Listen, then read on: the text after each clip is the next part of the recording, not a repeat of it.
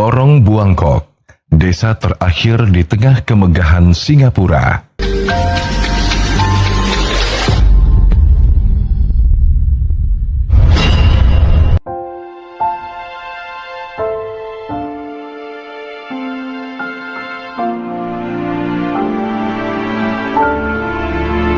Terkepung oleh perkotaan modern, ruang kecil ini bagaikan oasis hijau di tengah kehidupan urban.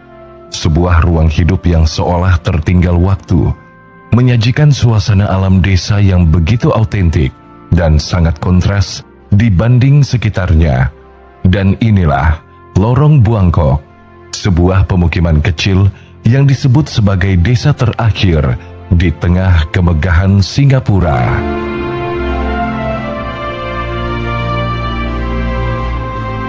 Singapura merupakan sebuah negara dengan ukuran yang relatif kecil. Luasnya hanya sekitar 734,3 km persegi. Dan ini mungkin tak jauh berbeda bila disandingkan dengan luas Jakarta yang mencapai 661,5 km persegi. Meski begitu, Singapura termasuk dalam kategori negara maju dan menempati urutan kelima di dunia sebagai negara paling kaya berdasarkan PDB per kapita. Sebagai negara maju yang makmur, sentuhan modernisasi terlihat jelas di setiap sudut kota di Singapura. Deretan gedung pencakar langit mewah berdiri kokoh menghiasi wajah Singapura. Namun di tengah kemegahannya, terselip sebuah pemukiman yang begitu sederhana dengan balutan nuansa perkampungan tradisional yang begitu nyata. Dan tempat ini bernama Kampung Lorong Buangkok, sebuah pemukiman yang disebut sebagai desa terakhir di tengah kepungan kemegahan infrastruktur modern Singapura. Bisa dikatakan, Lorong Buangkok merupakan satu-satunya desa yang masih tersisa di Singapura.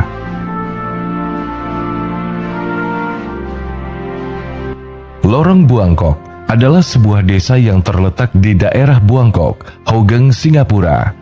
Lorong Buangkok telah ada sejak tahun 1556 dan desa ini awalnya didirikan oleh seorang pria bernama Tuan Teo Kun.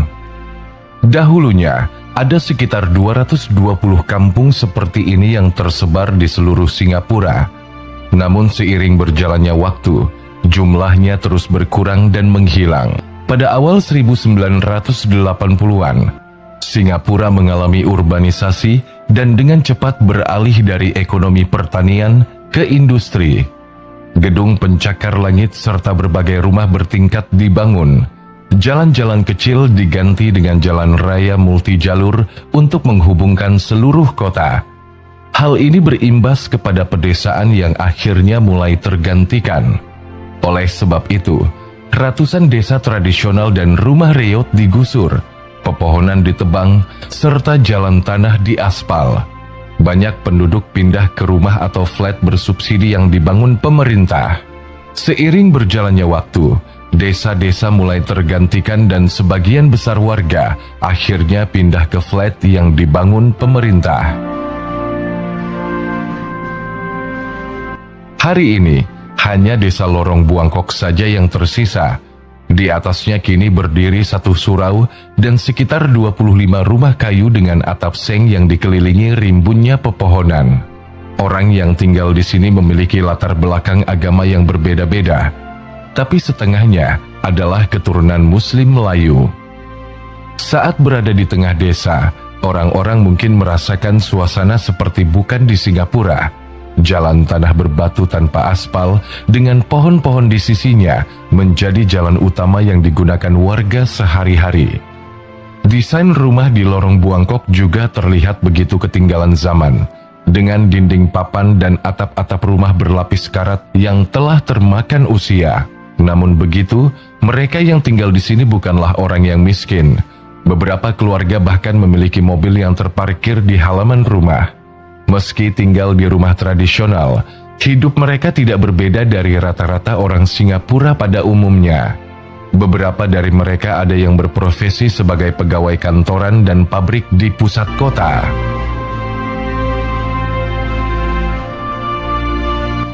Suasana yang tenang bagaikan desa di pelosok negeri mungkin menjadi salah satu alasan mengapa warga di sini masih betah menempati rumah mereka. Selain itu, sebagian besar apartemen umum di Singapura berukuran kecil, rata-rata hanya berukuran 90 meter persegi atau sekitar 968 kaki persegi. Sementara, rumah-rumah di desa ini berukuran lebih besar dengan halaman belakang yang luas pula. Di halaman rumah pemilik dapat berkebun dengan menanam aneka sayur dan buah-buahan. Bersantai sembari menikmati kicauan burung dan suara serangga yang bersembunyi di balik dedaunan. Sebagai negara yang sangat kekurangan ruang, banyak pengembang properti yang berharap dapat membeli desa tersebut. Bahkan pada tahun 2014, ada usulan untuk merobohkan desa itu dan menggantinya dengan jalan raya, 2 sekolah, dan taman umum. Namun pada akhirnya, niatan itu tidak terrealisasi. Banyak warga Singapura telah menyuarakan keberatan mereka terhadap rencana yang diusulkan tersebut. Yang lain bahkan mendorong desa itu untuk dimasukkan sebagai situs warisan dunia UNESCO. Mengingat ini merupakan satu-satunya desa yang masih tersisa di tengah-tengah kota Singapura. Lorong Buangkok bagaikan oasis hijau langka yang terletak di salah satu negara terpadat dan paling urban di dunia. Untuk itu, wilayah ini benar-benar menarik perhatian banyak wisatawan yang mengunjungi Singapura. Tak jarang, wisatawan melakukan tur mengelilingi desa yang begitu hijau di tengah gemerlapnya kota di Singapura. Singkatnya, tempat ini menampilkan wajah yang benar-benar berbeda dari Singapura yang saat ini kita kenal. Lorong Buangkok yang masih eksis hingga hari ini, bagaikan jendela yang dapat digunakan untuk melihat gambaran Singapura puluhan tahun lalu, di mana ratusan desa serupa pernah mendominasi ruang kehidupan di Singapura. Namun semuanya sekejap berubah. Kemajuan Singapura yang begitu pesat kini meninggalkan masa lalunya. Dari sebuah wilayah sederhana, Singapura telah menjelma menjadi negara kaya dengan infrastruktur mewah di setiap jengkal sudut kotanya.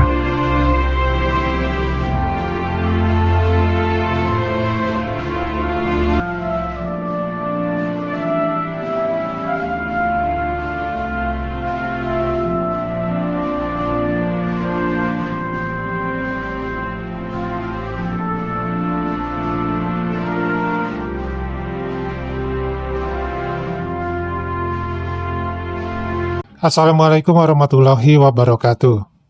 Ya teman-teman, kali ini yang pada reaksi ini video yang menceritakan tentang sebuah kampung atau desa yang ada di Singapura. Dan ini adalah desa ataupun kampung satu-satunya yang masih ada sampai sekarang. Nah, alasannya kenapa kampung ini masih ada di negara Singapura, itu nanti Pade jelaskan di terakhir ya. Jadi sebenarnya kampung ini ya, ini sudah ditawar ataupun mau dibeli oleh pemerintah dari Singapura. Tetapi kampung ini memang tidak bisa begitu saja dibeli ataupun dikuasai oleh pemerintah Singapura. Nah, alasannya jelas nanti di akhir ya.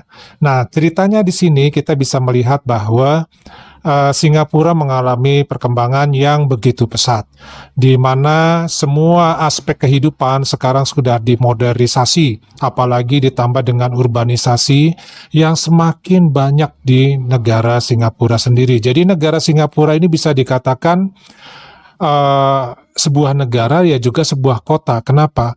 Karena negara Singapura adalah negara yang kecil dan dari ujung ke ujung, dari pantai ke pantai, itu semua daratannya setelah menjelma menjadi kota modern. Jadi bisa disebutkan bahwa satu negara ini adalah satu kota metropolitan. Nah, tentu saja namanya kota metropolitan ini ya teman-teman, dibangunlah nuansa-nuansa bangunan yang menjulang tinggi. Nah, termasuk juga perumahan-perumahan yang kalau di Indonesia perumahan ini masih mengarah horizontal ya, tetapi kalau di Singapura ini perumahan-perumahan sudah dalam bentuk flat ya, di mana perumahan-perumahan ini sudah mengarah ke arah tingkat ya. Jadi semua bangunan itu mengarah ke atas atau gedung-gedung bertingkat. Nah, bagaimana penduduk Malaysia, penduduk dari Singapura ini tinggal? Ya, mereka tinggal di apartemen-apartemen ini, ya, dengan luasan yang terbatas. Tadi disebutkan kurang lebih adalah sekitar 90 meter persegi. Ya, tentu saja ini sangat kecil bila dibandingkan mungkin di masa dulu sebelum Singapura ini menjadi sebuah kota metropolitan, ya, satu negara.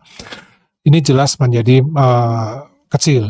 Nah, hal ini juga ada dampaknya, kita bisa melihat di Indonesia sendiri, di Jakarta, itu juga sudah mulai banyak dibangun apartemen untuk menggantikan tanah-tanah yang memang sudah tidak cukup banyak lagi di Jakarta dan juga harganya sudah sangat mahal. Jadi penduduk di Jakarta mayoritas sekarang mulai berubah menjadi tinggal di apartemen-apartemen, walaupun memang apartemen ini sangat kecil, namun dengan terpaksa harus ya mengikuti perkembangan zaman. Kalau tidak ya tersingkir dari kota Jakarta. Nah, ini juga terjadi di Singapura ya. Apartemen-apartemen dibangun untuk dihuni oleh penduduk dari Singapura itu sendiri, baik itu penduduk aslinya ataupun penduduk pendatang. Namun di sini kita bisa menyaksikan bahwa masih tersisa satu desa ataupun kampung yang masih lestari, yang masih alami sampai dengan sekarang. Nah, di kampung ini kenapa tidak dirubah juga menjadi kota atau dirubah menjadi satu hal yang sifatnya lebih modern? Ternyata tidak semudah itu ya teman-teman. Kenapa? Info yang Pak D dapatkan bahwa kampung ini sebenarnya bukan milik pemerintah Singapura. Maksudnya bagaimana Pak D? Kok bukan milik pemerintah Singapura? Ya, jawabannya adalah kampung ini tanahnya adalah milik tanah pribadi, milik tanah perorangan. Nah, inilah sebabnya secara hukum pemerintah Singapura tidak bisa mengelola kampung ini atau menguasai kampung ini dan merubahnya menjadi kawasan yang modern karena ini adalah tanah pribadi dan pemilik tanahnya ya tidak mau menjual tanah ini. Lalu rumah-rumahnya bagaimana? Rumah-rumah ini adalah rumah-rumah yang dibangun oleh para penghuni di daerah di wilayah tanah pribadi ini. Nah, tanahnya ini cukup luas sehingga bisa disebut sebagai kampung. Dan pada kenyataannya memang sudah ada dari tahun sejak lama ya, dari tahun tadi disebutkan sekitar 1500-an ya. Nah, sampai sekarang masih ada kampung ini, yaitu tadi karena status tanah kampung ini milik pribadi. Nah, inilah keistimewaannya dan pewarisnya, karena sekarang yang tanah ini dimiliki oleh anaknya, karena yang pemilik aslinya telah meninggal, yaitu orang tua dari pewarisnya, dan pewarisnya ini tidak juga menjual tanah ini ke pemerintah. Nah, inilah sebabnya kenapa kampung ini tetap lestari, tetap ada dan tetap berdiri. Nah, ini adalah satu hal yang langka di Singapura ya tentunya, dan ternyata kalau di Indonesia yang namanya kampung-kampung seperti ini masih banyak sekali.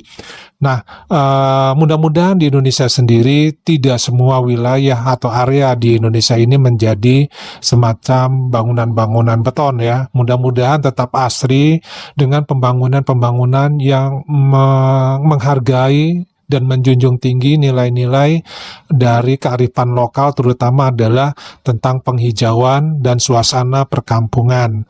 Nah, dengan adanya suasana seperti ini, maka Indonesia menjadi mungkin nantinya negara yang memiliki penghijauan yang paling baik dan paling indah di dunia, sehingga pariwisata Indonesia menjadi lebih baik lagi.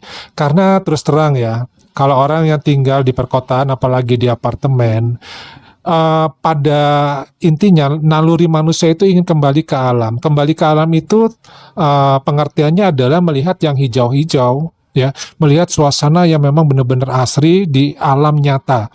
Nah, inilah yang dirindukan oleh para manusia. Nah, ini yang hilang ketika suatu wilayah menjadi wilayah yang menjadi hutan beton, di mana daerah-daerah hijau itu sudah terbatasi, daerah-daerah asri yang masih terlihat dengan suasana perkampungan itu pun sudah tidak ada. Dan sebagai contoh kita bisa lihat di Singapura ya, akibat kemajuan satu zaman, suatu negara dengan modernisasi yang mungkin berlebihan, mengakibatkan hanya tinggal satu-satunya kampung di Singapura yang tidak bisa dirubah menjadi kawasan perkotaan yang modern karena tanahnya tanah pribadi.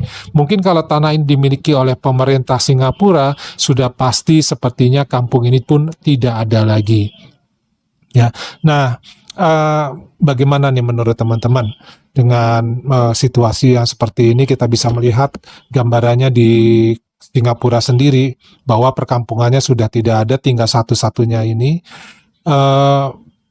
Ya, kalau pada pribadi sih sangat disayangkan ya kalau suasana seperti ini hilang begitu saja dari suatu negara. Nah, menurut teman-teman bagaimana? Silakan tulis di kolom komentar ya pendapat teman-teman. Dan Padri mengucapkan terima kasih juga karena teman-teman yang setia telah menonton video-video Padri dan memberikan komentarnya. Mudah-mudahan channel Padri ini bisa berkembang dan bisa terus memberikan informasi yang bermanfaat bagi kita semua, bagi kehidupan kita juga. Wassalamualaikum warahmatullahi wabarakatuh. Salam.